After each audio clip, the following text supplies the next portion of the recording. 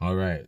All right. So far, going through timeline order of the MCU, we've looked at Captain America: First Avenger, and we've looked at Captain Marvel.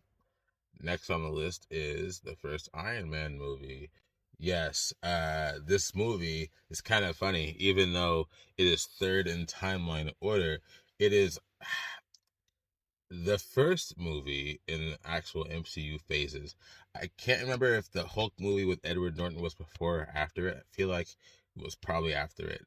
Let me know what y'all think about that in the comments. But yeah, the first Iron Man movie, for me, this is what opened it all up. This is what broke ground. I saw this at the Cinemark Theater in Seattle, Washington, way back in the day. And I tell you, man, it was such a roller coaster ride of an experience. Everybody was chanting, raving, hollering, standing up from their chairs.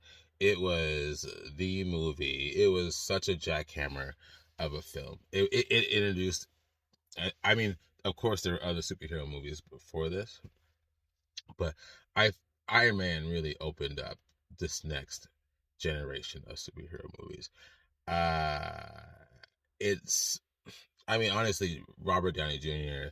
Uh, it's like he was meant for the role of Tony Stark. If I was like, if there's no other reason for you to see it, if you haven't seen it for some reason, like, Robert Downey Jr. as Tony Stark is so iconic in that role. Yeah, he's perfect for the role. Everything about him in that movie is great. His interacting with Pepper is fantastic. I would actually say their courtship in the beginning of the MCU phases is fun. It's special. It's interesting because this is a man that, I mean, he he, he's a free bird, right? But he keeps kind of fluttering around this one spot, and that's like right next to Pepper, you know. like, like he really, actually wants to be with her. And it's interesting seeing him kind of mess around with these other women, but he's kind of flying around her the whole time. It's kind of fun to watch them kind of interact because Pepper tries to act like that's not happening, but it is. And I don't know, it's cute. Jon Favreau is happy. He's an interesting character in that he's very much a supporting character, but he's so fun and charismatic in his role, being basically Tony Stark's right hand man. Uh, he's just fun to enjoy, and the fact that he was like also directing that movie, it just really shows his talent as a filmmaker as well as an actor. Dude's just rock solid. Jeff Bridges, uh, he uh, I've always enjoyed Jeff Bridges and like everything I've seen him in. He's just a fun actor. Every role he's been in it's just been. He looks like a cool dude, a cool, calm, collected dude. He's the Big Lebowski. He's also Obadiah Stane. I think that's what his last name is. In the first Iron Man movie, seeing him in a villain role is really cool because he has this cool exterior. He's like this tech mogul, kind of like a cooler Jeff Bezos kind of a guy. You're like wondering, is that even possible? But he's such a cool, just with the beard and the goatee. But you just know right off the bat that he's like this shark of a man. I mean, I guess you have to be in the business of manufacturing weapons. You kind of forget that actually, just how cool these guys are. Both Tony Stark and Obadiah. They're just these guys that they're like rock stars in their field, which is kind of funny to say because again, these guys, their primary focus, the primary income is making weapons, killing machines. You forget that. I think that's kind of hard to do personally, uh, just to kind of have somebody be in such a murderous profession and uh, behave as if they're just, I don't know, this this guy that you feel comfortable around, kind of a thing, if that makes sense. Um, but I like that he's a villain. He's very interesting in that he's ruthless, but you don't know he's being ruthless until it's kind of too late, kind of a thing. So a fun character. I think he's a fun opening bad guy. Um, the rest of the villains of the movie, at first I thought they were two dimensional, but watching it again with intent, I've heard this before, but I see it now very clearly. They're part of the Ten Rings.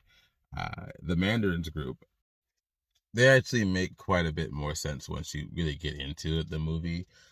Understanding how Obadiah is connected to everything. Uh, it the, they have their purpose more than just giving Iron Man people to shoot at. Um, yeah, I actually really like their addition to the film. Uh, Rhodey, Captain James Rhodes, Tony Stark's best friend, War Machine. This movie is interesting. They don't introduce Rhodey as War Machine just yet.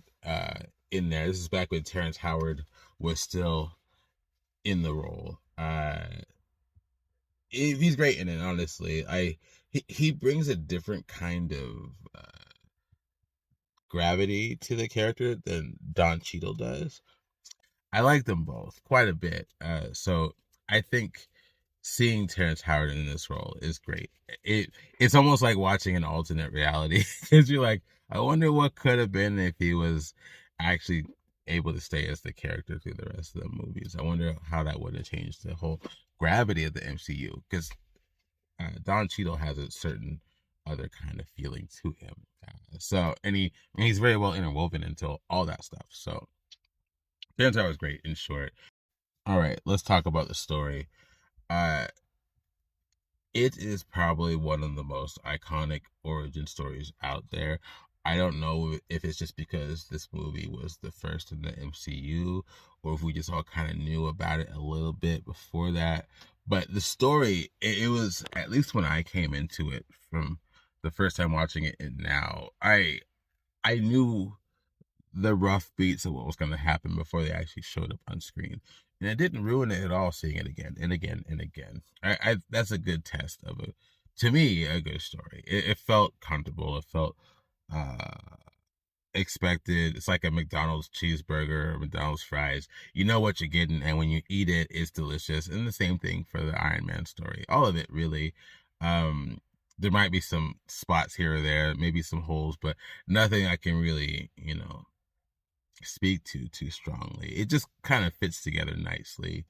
Um, Seeing just the betrayals and the twists and the turns and all of it you can expect. I feel like none of this movie is meant to be a mystery, but it doesn't need to be. Right up to the moment where he announces to the all the reporters that he's Iron Man. Like, I don't know about y'all, but I wasn't surprised. I don't think anybody was surprised that he was going to do that. Combat. When he's up against other humans in the Iron Man suit, it's awesome because he's kind of like Superman in that he just kind of owns everybody. Nobody can really step up to him. Is the thing. Nobody can. He just kicks everybody's ass when he's in the Iron Man suit. When he's up against the Ironmonger suit later on, it takes it up to another level. Just because you get to see what he's like against an actual other super powered being. Again, this is the first movie in the MCU, so these two guys fighting isn't necessarily the first encounter we have with superheroes in the timeline order, but it's definitely the most modern and public at this point. And it's awesome. It's really cool to see. It really opens up the world, their modern world, to the superhero and the supervillain. So it's very iconic in that sense. Overall, it's a great movie. It stands the test of time. You could say it's perhaps a teensy bit dated in its sensibilities. Just in the sense of, Tony Stark, he's such a alpha male of a man, but only on like the surface. I think that's what's kind of fun about Tony Stark in general, which I'll dive into more as we talk about these movies, is he behaves like this alpha dog, macho man, womanizing, top of the world dude, and he is, but at the end of the day, he's a good guy. He's actually a good guy, and he's just trying to do a good job, and I like it. All right, that's it for that review, and more to come.